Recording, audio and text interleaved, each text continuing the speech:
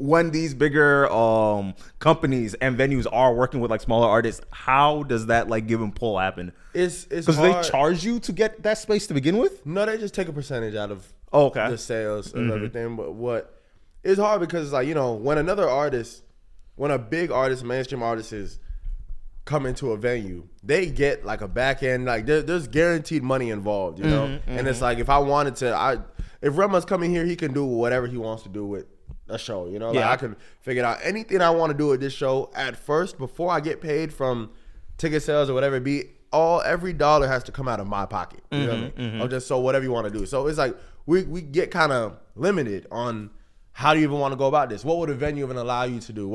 How do you want to come and make something shake? What were some of the things that you wanted to do?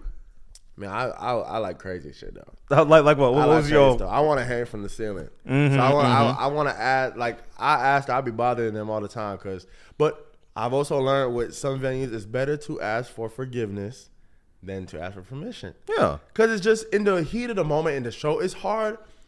With a lot of things in creativity and just in music in general, it's hard to tell someone what you're planning on doing and them vision it and believe it. They just have to see it a lot of the time. So you can't explain art. That's you can't. Like I know, for example, the first Snatchy show, I made it purposefully. Didn't ask them, like there was a bar stool, or like there's a table in the back of in the crowd.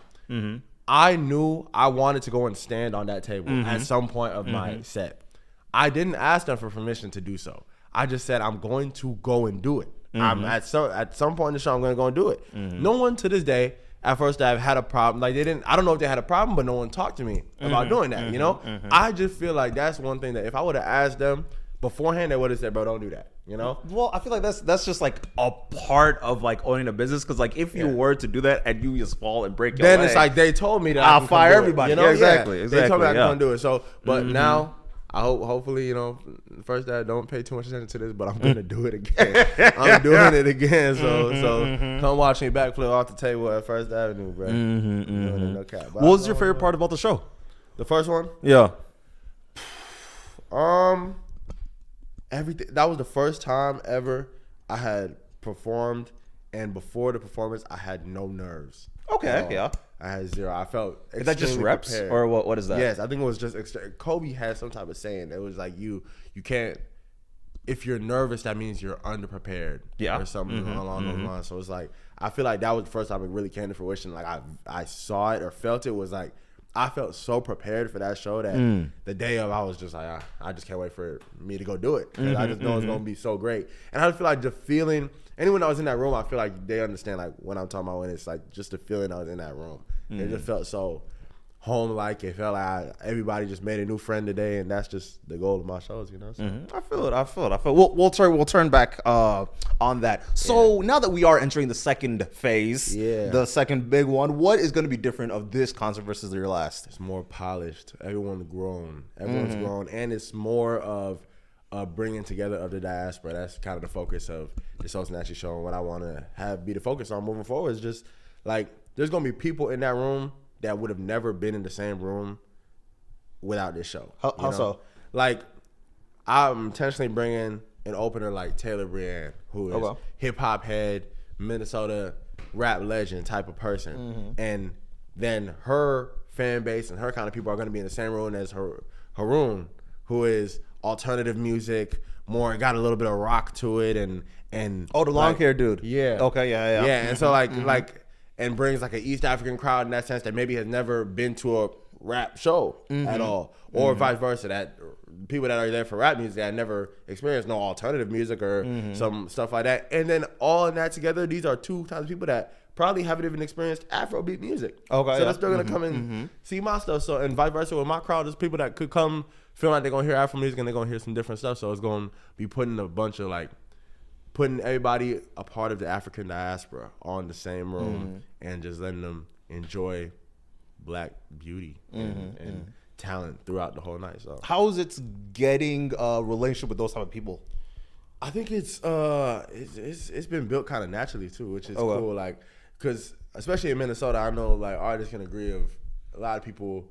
it's just like I see you and I'm admiring you from afar type of thing. Like, Okay. I rock with Yeah, you, yeah. I rock with your music, but we ain't never really been in the same room for real. Like, or we never really, unless we're on the same type of bill or show or whatever, like, then that's the only case. But I feel like that this show has really made me closer with these people in the sense, like, now I'm like, oh, this is my part. Like, I know after this show, I'm still gonna be like, I'm going to be way more cool with these people too. Yeah. So it's like I'm cool. They're able to come and they already came, kicked it at the crib, like had content nights and stuff like that. Like that's stuff that I actually enjoy, you know, because I don't like people just coming and doing stuff for a check or just coming and doing stuff for you know, clout or whatever it be. So that's the whole point of the music, trying to bring people together, you know. How is it deciphering what type of genuineness comes from folks when you are collaborating or meeting these people in different spaces?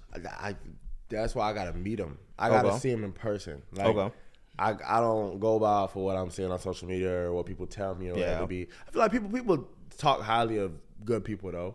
So I think that kind of plays a part, but I also got to see for myself. Like, I want to have a conversation with you, and then when that conversation comes about, then I'm like, I can see if I actually rock with this person or not, you know, type of thing. But I feel like I'm not hard to get along with, so it's like, and I really like a lot of people. So if it is hard for me to get along with you, then I feel like it's some ungenuinity that's happening, you know. So where's like the personality traits that you try and search out for when it comes to trying to build a show like this? I want everyone to treat it like it's their show. Okay. I admire that a lot about different artists, is when I see you taking it as seriously, because you just got to take pride in your own stuff, don't get big headed. Like, anytime I know when I want to step on that stage, at that moment I'm the headliner, no matter what. There's no one coming after me or before me. In my mind, everyone's here for me right now. You know? So I'm trying to show out, and I really like people with that same kind of mentality of like, I want every opener, everyone that comes on the stage with me, whatever it be, to come and show out like this is their show. Like, as if it's like there is nothing after this. If you shut it down and people are like, wow, Haroon had the best performance of the night, all power to you. All power to you. I'm so happy for you. And I'm glad you enjoyed the show. You know what I mean? I just hope no one else drops the ball. That's just what I want. You can't drop the ball. So you can have your opinion on who else had the best whatever it be or what your favorite part was, but I want you to through and through look at the show and be like, wow, but everybody had in their own respective light, they did their thing, you know? So that's a goal. How is it so when you are setting up who goes then who goes, how does that happen? It's dependent, because sometimes it's kind of random. I wouldn't say anything's random. Who because goes, like the order of it? Like, because of like, if you are going to make it a piece of art, it would make the most sense to have it flow together. So is there like a specific way that you want the crowd to be feeling when you do see these people coming on stage? Yes, I like the build up. I think everything has to be kind of a gradual, like I'm taking you there, and it's a journey type of thing. And some people's music is so good at like setting a tone. Some people's music is real good at like finishing off. Some people's music is real good at connecting two types of pieces. So it's kind of taking that kind of advantage with the artist and seeing what, actually knowing the music, knowing what kind of performer they are. Because you know, you're not gonna put no heavy hard hitter, someone that's gonna jump on the table at the very beginning of the show. Because then it's just nowhere to go. You know, it's just ain't nowhere to go. There ain't nowhere to build to. So it's just type of thing.